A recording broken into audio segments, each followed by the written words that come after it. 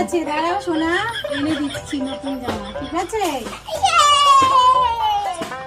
মামা নতুন জামা এনে দেবে, আর আমি সবার মতো নতুন জামা দিয়ে হোলি খেলবো। A few minutes later.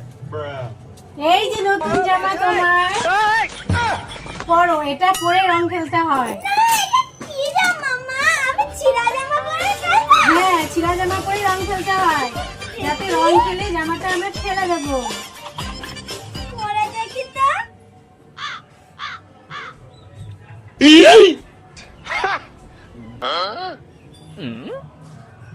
এটা আবার কি ধরনের জামা? এটা তো ফাটাই রইলো। হায় হায় রে, জামা বলতে কি জামা? এটা পরে রং খেলবে আজকে, ঠিক আছে?